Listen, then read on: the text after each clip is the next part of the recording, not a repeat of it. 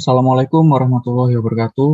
Perkenalkan, kami dari kelompok satu akan mempresentasikan laporan praktikum modul satu mengenai pengetahuan mesin las dan mesin bor.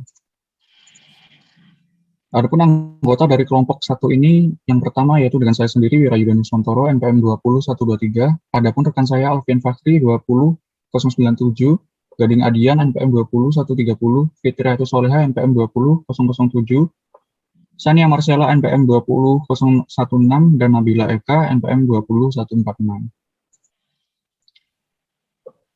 Adapun pendahuluan dari praktikum modul 1 ini yaitu bagaimana kita menggunakan mesin las dan mesin bor pada benda kerja yang telah disediakan. Adapun rumusan masalah dari praktikum ini yaitu yang pertama mengetahui fungsi dari penggunaan mesin las dan mesin bor. Yang kedua mengetahui faktor-faktor yang menyebabkan kegagalan saat pengeboran. Dan yang ketiga mengetahui bagaimana mengelas dengan kuat dan rapi. Untuk selanjutnya ada manfaat praktikum yang dapat terlihat seperti slide berikut ini.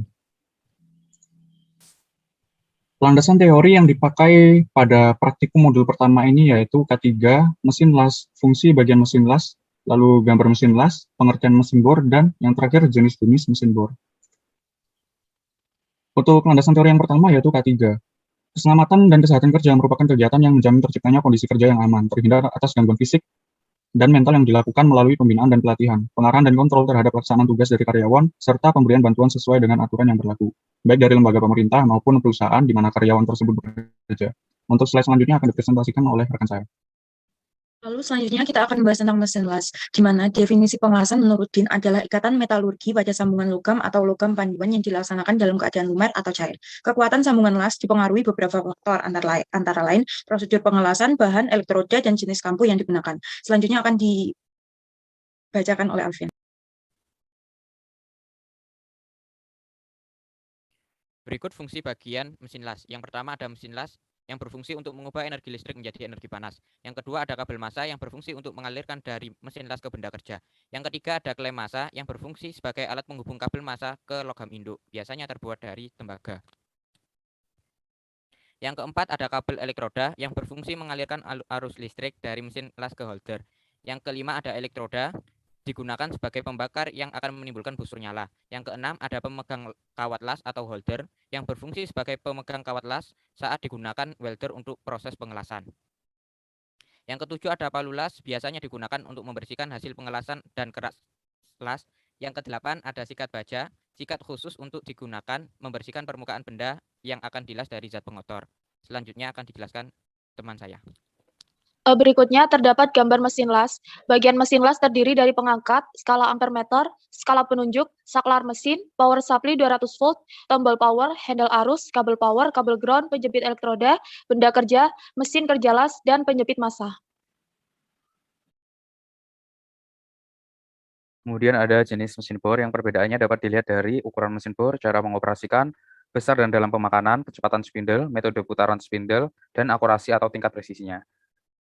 Dan jenis-jenis mesin bor ini diantaranya adalah bor tangan, bor duduk, bor tegak, bor radial, bor gang, bor kedalaman, dan bor dengan spindle ganda.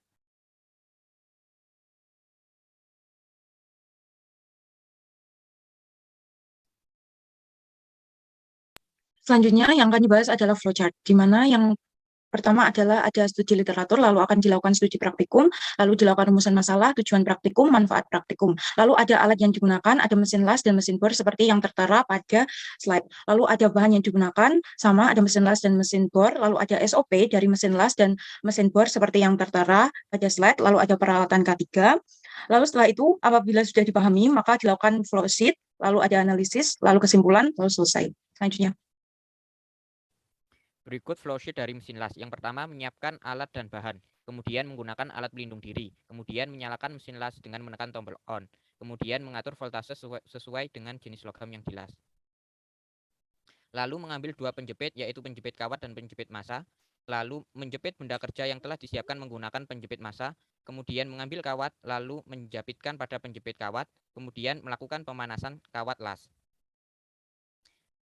Selanjutnya melakukan pengelasan tipis pada benda kerja. Selanjutnya lagi mengatur posisi benda yang sudah dilas tipis sesuai bentuk. Kemudian melakukan pengelasan secara bertahap.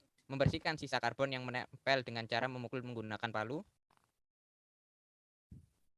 Selanjutnya mencabut penjepit massa dari meja kerja dan penjepit karbon dari besi. Mengembalikan peralatan mesin las ke tempat semula. Menonaktifkan voltase untuk menghindari terjadinya kerusakan pada pemakaian selanjutnya. Dan yang terakhir mematikan mesin las setelah selesai digunakan. Selanjutnya ada flowsheet dari mesin bor, yaitu yang pertama siapkan alat dan bahan, dan lalu memakai alat pelindung diri, kemudian menginspeksi alat kerja. Selanjutnya memasang mata bor ke spindle, lalu menggunakan pengunci untuk merapatkan spindle. Kemudian memposisikan meja bor agar rapat. Lalu meletakkan bahan pada meja kerja. Lalu posisikan tangan kanan pada handle drill. Kemudian menyalakan mesin bor dengan menekan saklar. Selanjutnya tangan kiri memegang benda kerja agar tidak bergeser. Lalu ayunkan handle drill ke bawah. Kemudian lakukan proses pengeboran secara perlahan. Selanjutnya setelah selesai mengebor, matikan mesin bor, lalu menginspeksi hasil pengeboran dan melepas mata bor dan merapikan tempat kerja.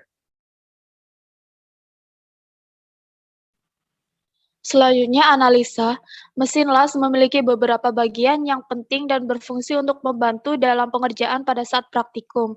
Adapun dari beberapa bagiannya yakni tombol untuk menyalakan, alat untuk memperbesar dan memperkecil voltase, elektroda, kabel listrik elektroda, kabel massa dan meja atau alas untuk tempat melakukan pengelasan, dan bahan dari las sendiri yakni besi yang nantinya akan disambung. Sedangkan pada mesin bor terdapat bagian-bagian penting yaitu meja untuk menaruh benda kerja, mata bor, spindle untuk mengikat mata bor, kepala spindle, dan juga handle yaitu pegangan untuk menaikkan dan menurunkan mata bor dan untuk mengarahkan ke lubang yang akan dibuat.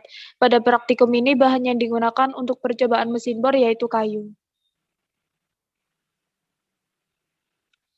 Pada pembahasan kali ini, hal pertama yang dilakukan adalah menggunakan APD atau alat pelindung diri yang berfungsi melindungi dari kecelakaan kerja meliputi masker, penutup kepala, baju BDH, sarung tangan, dan topeng pelindung mata.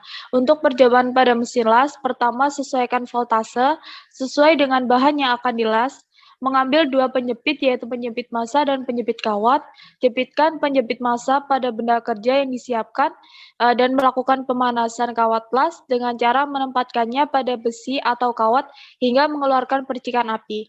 Selanjutnya melakukan pengelasan tipis pada benda kerja dan mengatur posisi benda yang sudah diatur tipis sesuai dengan bentuk. Setelah itu lakukan pengelasan penuh secara bertahap pada benda kerja. Bersihkan karbon-karbon yang menempel pada benda kerja dengan cara memukul-mukul benda kerja dengan palu. Setelah itu melakukan pengelasan, cabut penjepit massa dari meja kerja dan penjepit karbon dari logam atau besi. Selanjutnya matikan mesin las.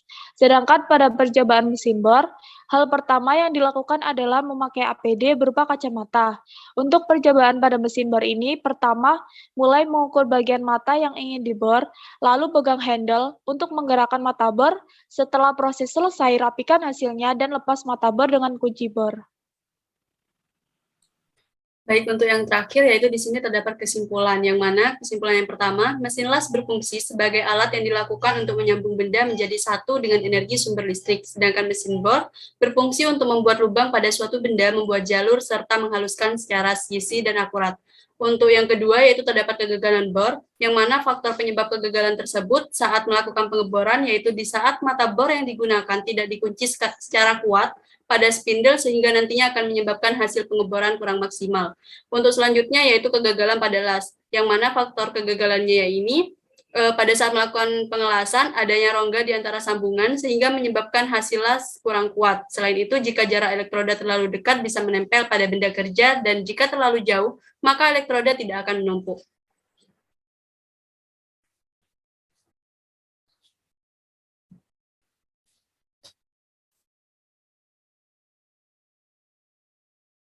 Baik, sekian pemaparan kami mengenai modul 1, yaitu pengetahuan mesin las dan mesin bor. Apabila ada salah kata, kami mohon maaf yang sebesar-besarnya. Assalamualaikum warahmatullahi wabarakatuh. Terima kasih.